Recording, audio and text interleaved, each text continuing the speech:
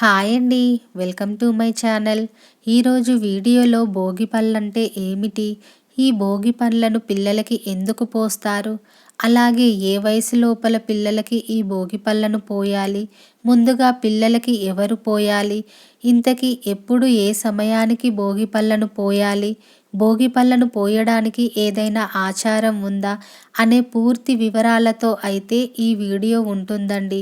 వీడియోని ఎక్కడ స్కిప్ చేయకుండా చివరి వరకు చూడండి. భోగి పళ్ళంటే వేరే ఏదో కాదు, రేగి పళ్ళనే భోగి పళ్ళు అని అంటారు. వీటిని మనం భోగి రోజు పిల్లలకి పోస్తాము కాబట్టి భోగి పళ్ళని అంటారు. పిల్లలకి ఈ భోగి పండ్లను పోయడం వలన వారికున్న దిష్టి దోషాలన్నీ తొలగిపోతాయి. అంతేకాకుండా ఆ విష్ణుమూర్తి యొక్క అనుగ్రహం పిల్లలపై ఉంటుంది. అలాగే వారు ఆరోగ్యంగా ఉంటారని నమ్మకం.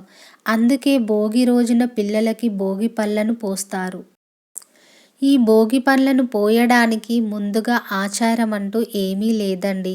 ఇంతవరకు పోయని వారు అయినా సరే ఇప్పుడు భోగి పళ్ళను పిల్లలకి పోయవచ్చు. దీనికి ఆనవాయితీ అంటూ ఏమీ లేదు.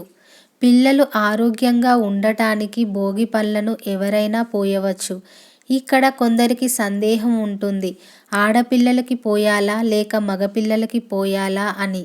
అలా ఏమీ కాదండి. ఆడపిల్లలైనా మగపిల్లలైనా సరే ఈ భోగి పళ్ళను పోయవచ్చు. మొదటిసారి పోసేవారు మాత్రం ఒక నియమం పాటించాలి.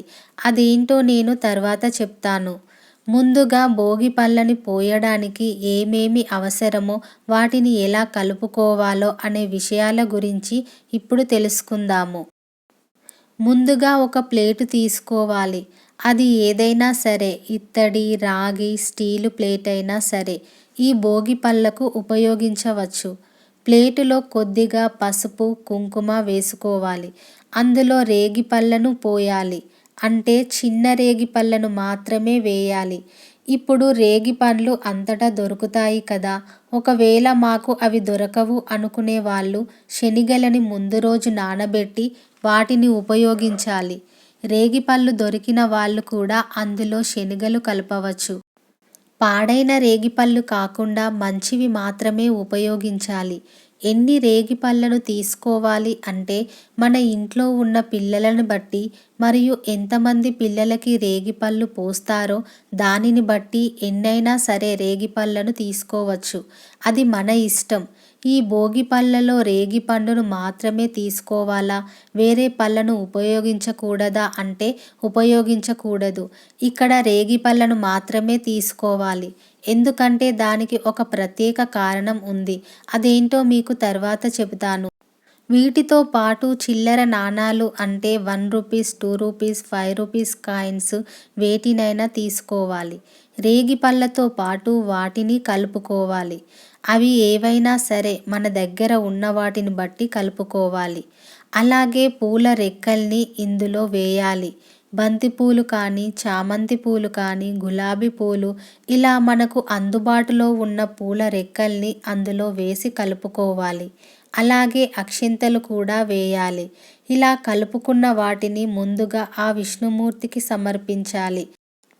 అలా సమర్పిస్తే ఆ విష్ణుమూర్తి యొక్క అనుగ్రహం మరియు ముక్కోటి దేవతల యొక్క అనుగ్రహం మన పిల్లలకి కలుగుతుంది. ఈ భోగి పళ్ళను పిల్లలకి ఎందుకు పోయాలి అంటే అందుకో కథ ఉంది. అది తెలిస్తే మీకు ఎందుకు పోయాలో అనేది అర్థమవుతుంది. ఇప్పుడు మనం ఆ కథని తెలుసుకుందాం. శివుణ్ణి ప్రసన్నం చేసుకోవడానికి విష్ణుమూర్తి బదరీవనంలో ఘోర తపస్సు చేస్తాడు. తపస్సుకు మెచ్చిన శివుడు వరమిస్తాడు. దీనితో ముక్కోటి దేవతలు విష్ణుమూర్తికి బదరీ ఫలాలతో అభిషేకం చేస్తారు. ఆ బదరీ ఫలాలతో అభిషేకం చేయగానే ఆ విష్ణుమూర్తి సంతోషించి చిన్న పిల్లవాడిలా మారిపోతాడు. ఇదంతా భోగి రోజునే జరిగింది. బదరీ పళ్ళంటే ఏంటో కాదండి, రేగిపళ్ళు. ఈ రేగిపళ్ళతో ఆ ముక్కోటి దేవతలు విష్ణుమూర్తికి అభిషేకం చేస్తారు కాబట్టి భోగి రోజు చిన్న పిల్లలకి భోగి పళ్ళను పోయడం వల్ల విష్ణుమూర్తి అనుగ్రహంతో పాటు ముక్కోటి దేవతల ఆశీర్వాదం లభిస్తుంది. దీనితో పిల్లలకున్న దిష్టి పోయి ఆరోగ్యంగా ఉంటారు. భోగి పళ్ళను పోసే సమయం ఏంటంటే మనకు 2025 భోగి 13వ తారీఖు సోమవారం వచ్చింది కాబట్టి ఆ రోజు సాయంత్రం 5 గంటల నుండి 7 గంటల లోపు పోయవచ్చు. ముందుగా నేల మీద చాపను కానీ లేదా క్లాత్ కానీ వేసి దాని మీద మన ఇంట్లో ఎంతమంది పిల్లలు ఉంటే అంతమంది పిల్లల్ని కూర్చోబెట్టాలి. ముందుగా పూజ గదిలో దీపారాధన చేసి విష్ణుమూర్తి విగ్రహం కానీ లేదా కృష్ణుడి విగ్రహం లేదా వెంకటేశ్వర స్వామి విగ్రహం ఉంటే భోగి పళ్ళను విష్ణుమూర్తి విగ్రహానికి పోయాలి. ఒకవేళ విగ్రహం లేకపోతే పటానికి పోయండి. తర్వాత మిగతా పళ్ళని పిల్లలకి పోయాలి. ముందుగా పిల్లల తల్లి భోగి పళ్ళను పోయాలి. పిల్లల్ని కూర్చోబెట్టి కుడి చేతితో పళ్ళను తీసుకొని పిల్లల తల మీద క్లాక్ వైజ్ యాంటీ క్లాక్ వైజ్గా తిప్పి వారికున్న దిష్టి అంతా పోవాలని మనసులో కోరుకుంటూ పిల్లల తల మీద భోగి పళ్ళను పోయాలి. ఇలా ఒకరి తర్వాత ఒకరు ఇంట్లో ఉన్న వాళ్ళంతా పోయాలి. అలాగే ఎవరైనా ముత్తైదువులను పిలిస్తే వారితో కూడా భోగిపళ్ళు పోయించాలి. ఇలా భోగిపళ్ళు పోయడం వల్ల వారికున్న దిష్టి అంతా తొలగి ఆరోగ్యంగా ఉంటారు. ఏ వయసు పిల్లలకి భోగిపళ్ళు పోయాలంటే 1వ సంవత్సరం పిల్లల నుండి మొదలు 12 సంవత్సరాల లోపు పిల్లలకి ఈ భోగిపళ్ళు పోయవచ్చు. మొదటిసారి భోగిపళ్ళు పోసేవారు వారి పిల్లల వయస్సు బేసి సంఖ్యలో ఉన్నప్పుడే మొదలు పెట్టాలి. అంటే 1, 3, 5 ఇలా సంవత్సరాలు ఉన్నప్పుడు మొదలుపెట్టి ప్రతి సంవత్సరం కూడా భోగిపళ్ళను పోయవచ్చు. ఇలా పోసిన భోగిపళ్ళను ఎవరూ కూడా తినకూడదు. ఎందుకంటే వాటిని దిష్టి తీస్తాము కాబట్టి తినకూడదు. వాటిని ఎవరూ తొక్కని చోటులో కానీ పారే నీటిలో కానీ వేయాలి. అందులో ఉన్న కాయిన్స్ని ఎవరికైనా దానం చేయండి. ఒకవేళ భోగి రోజు భోగి పళ్ళను పోయడం కుదరకపోతే సంక్రాంతి రోజు సాయంత్రం భోగి పళ్ళను పోయవచ్చు. ఇదండి ఇవాల్టి వీడియో. మీకేమైనా డౌట్స్ ఉంటే కామెంట్లో తెలియజేయండి. వీడియో నచ్చితే లైక్, షేర్ మరియు సబ్స్క్రైబ్ చేయడం మాత్రం మర్చిపోకండి.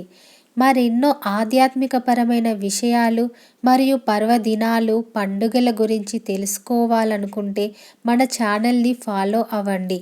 మరో మంచి వీడియోతో మళ్ళీ మీ ముందుంటాను. Thank you for watching.